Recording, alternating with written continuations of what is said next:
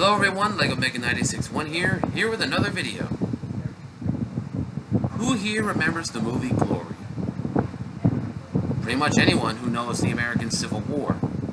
Well, the reason why I'm making this video is because on this day in history, including the evening in history, the 54th Massachusetts Volunteer Infantry Regiment attacked Fort Wagner as part of the siege to take Charleston.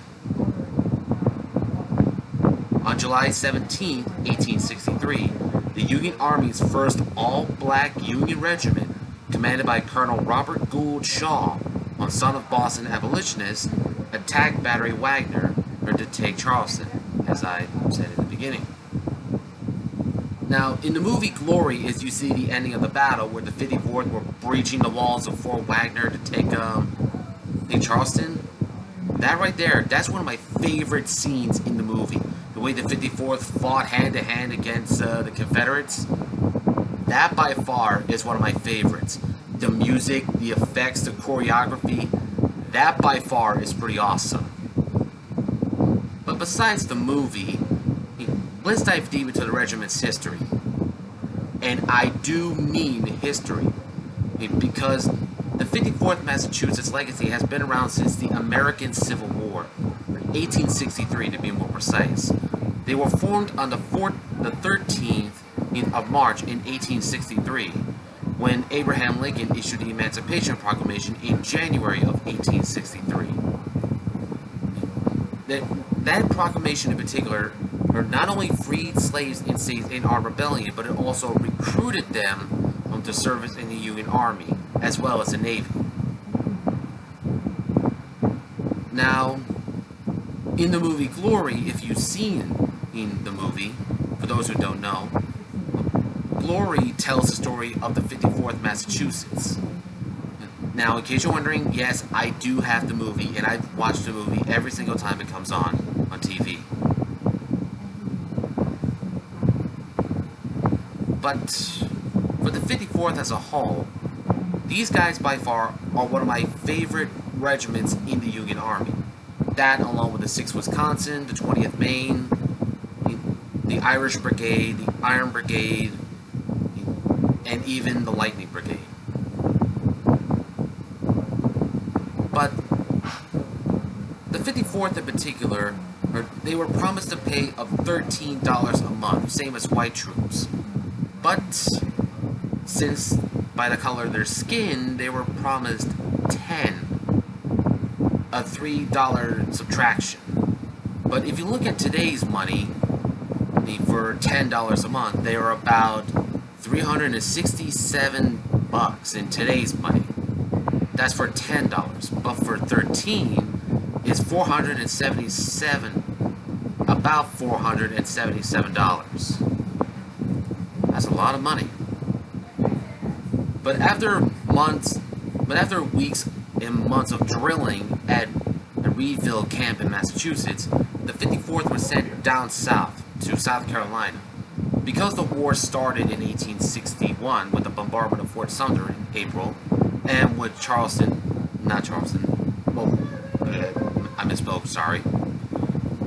Because when South Carolina seceded from the Union in December of 1860, and because the war started in Charleston with the bombardment of Fort Sumter, it became a key part to take the city as a whole. The 54th's first action was at the Battle of Grimbal's Island, or Grimbal's Landing, my mistake. It's part of James Island, South Carolina.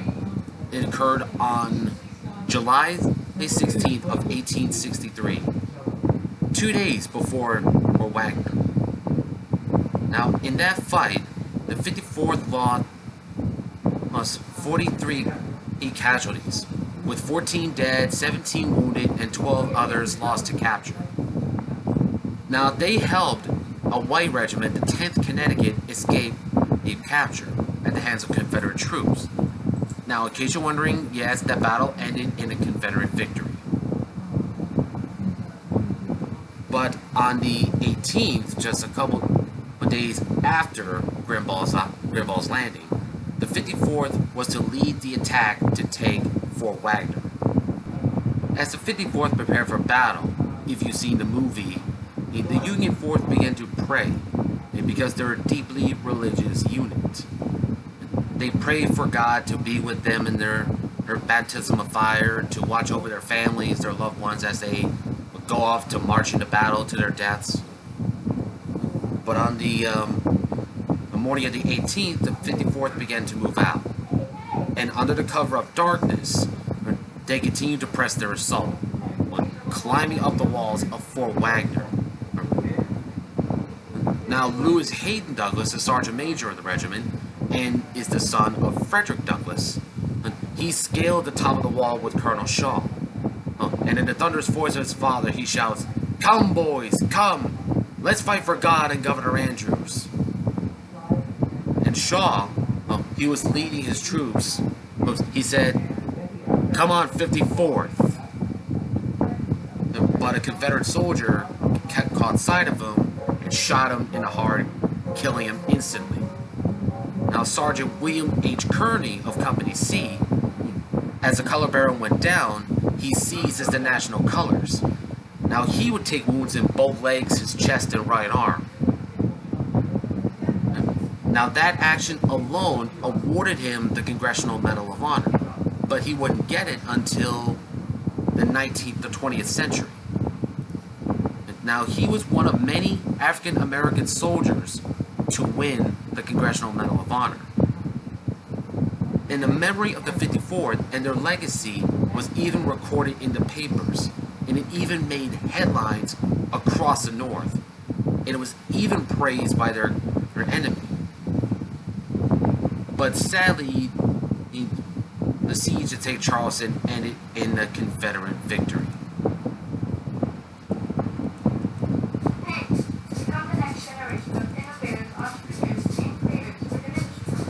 Oh, actually, my mistake. It ended inconclusively, which means it was never finished. But when the battle ended, when Battle of Fort Wagner ended, the Union troops took the fort and made them ask the whereabouts of Shaw, but a Confederate told them exactly where Shaw was. Now, I'm going to censor myself here on this quote because I don't want to get in trouble by the NAACP and have Jackson break into my house and beat me with a bat. But basically what the Confederate said to the Union troops, he said, "We buried him with his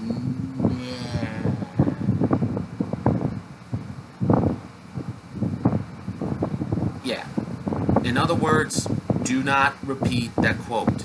If you do look up the actual quote, do not repeat. I don't want to get in trouble, and I don't want you to get in trouble because of the way I said it. Oh, and a little heads up in the movie Glory, the N-word is heard throughout the entire movie. So, again, do not repeat. I'm going to say it again. Do not repeat. Okay? Good.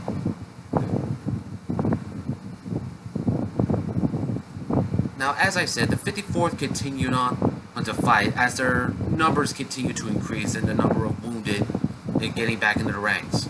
Sadly, some of the wounded never recovered from their wounds received at Wagner and the previous battle before. Now, they would fight on, fighting at Olustee, Honey Hill, and even Morgan's Mill. The legacy of the 54th may be gone, but they are not forgotten. Now, how, you may ask? Well, in 1989, the movie Glory was made, starring Denzel Washington as Private Tripp, Andre Braugher as Thomas, Morgan Freeman and as Sergeant Major Rollins, and Matthew Broderick as Robert Gould Shaw. And I'm going to say this right here, Glory is one of my favorite Civil War movies. How? Well, because of the legacy the 54th has left behind. Through their baptism of fire, or fighting prejudice and racism. Those guys prove that they are soldiers. More than soldiers, they are human beings. They have human beings who bleed the same color as any of us.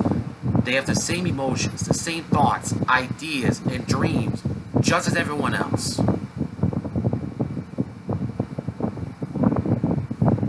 So yeah, the 54th are heroes. And they deserve to be called heroes. And I do hope the legacy of the 54th continues to go on. Because where will we be without the 54th and the famous USCTs? That's United States Color Troops. They were African American units fighting for the Union and formed in the North. So, there's that. So, yeah. Now, if you've seen the movie Glory, what are your thoughts on it? And please tell me in the comment section down below. And what do you think of the famed 54th? And again, if you heard about the 54th, if you've seen the movie Glory, what are your thoughts on them? And please tell me in the comment section down below. And if you enjoyed this video and you want to see more like this, and you want to see the other videos I have done on my channel, please feel free to leave a like, a comment, and subscribe to my channel, and turn on the bell notifications so that way you can be notified if I upload the next video. And as always, this is LEGO Mega 96-1 signing off.